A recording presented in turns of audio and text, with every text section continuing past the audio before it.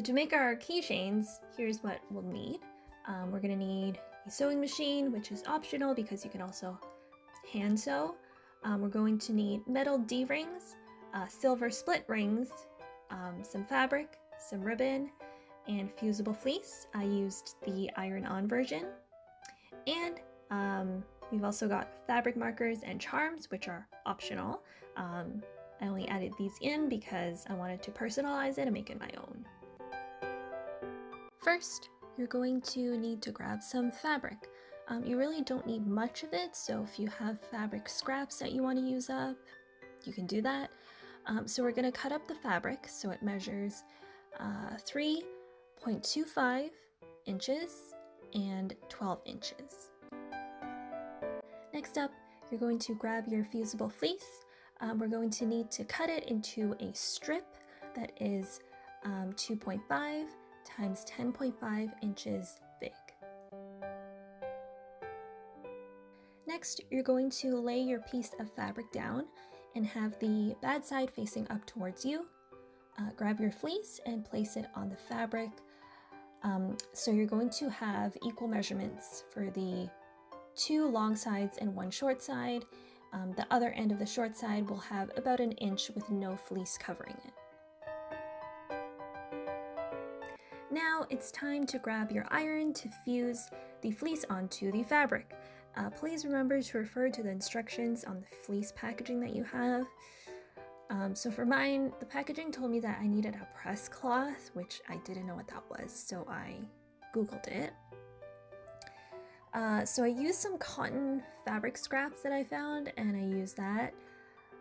But I failed to look at the instructions clearly because it told me to place the rough side of the fleece onto the fabric that I'm going to fuse it onto. But instead, I put the rough side facing the press cloth.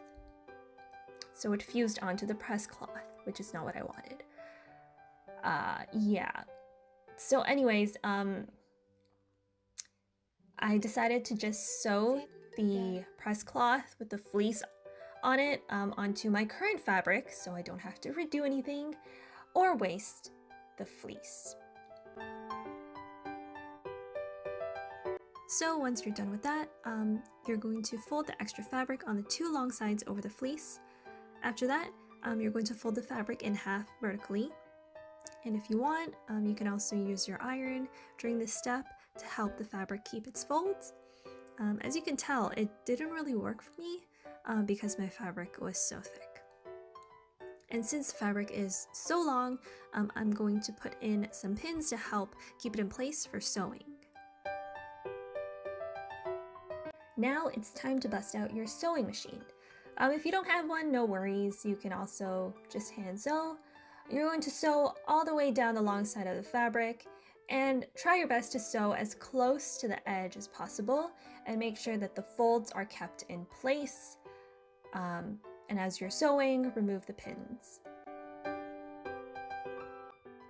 Alright, so once you're done with that, grab some ribbon and you're going to cut it about 4 inches or so long. Now it's time to assemble our keychain. Grab your key ring or hook or whatever you're using.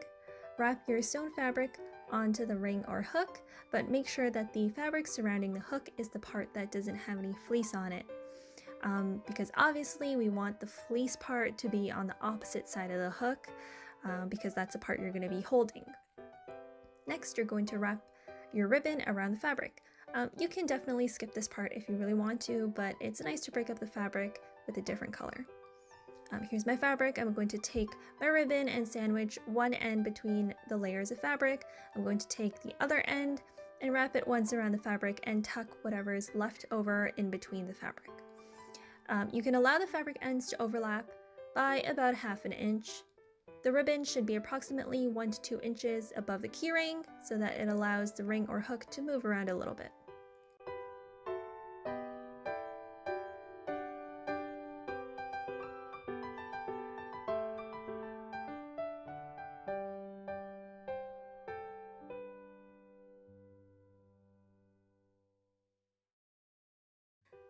And on to our last step. which is to sew everything together. We're going to sew on both sides of the ribbon so it secures the ribbon to the fabric and helps the fabric keep the keyring in place. I was going to use a sewing machine for this step, but because I basically have 3 layers of fabric on my keychain, you guys know why, it is very thick. I'm pretty sure there's a way to like raise the foot, I think that's what it's called, of the sewing machine, but I'm a newbie, so I don't know how to do that. So instead I've opted for some hand sewing action. Before we get into adding additional touches or whatnot, I have a short story to tell you. So I was trying to find a pack of keychain clip hooks with D metal rings, so these. And yes, I only wanted D metal rings, none of those round hoops. I couldn't find it at the Michaels store. So I thought maybe they would have carabiners, which are these guys. And I've learned the name of these from the employee who worked there. But they didn't have a pack of these either. They only had like actual keychains there with carabiners, which were pretty expensive, so that was a no-go. I spent almost an hour there trying to figure out what I can buy to make a somewhat decent looking keychain. I don't think I've ever spent an hour in Michaels before. It really felt like I was there for an eternity. So in the end, I decided to grab some split rings to attach to the D metal rings, so at least there would be a place for you to hook your keys to.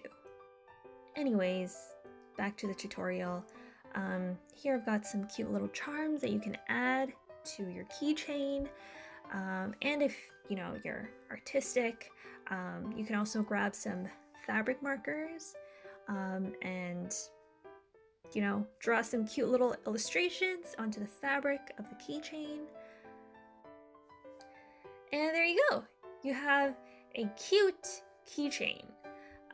Although this one didn't require too much sewing, I'm not gonna lie, the ribbon part was a bit complicated. Just keeping everything in place was so complicated, so I do suggest using pins. But other than that, you know, it turned out super cute, so no complaints there. Make one for yourself. You can also make these to give as gifts for like birthday presents or even Christmas presents, which is Christmas is coming up, so there's an idea for you.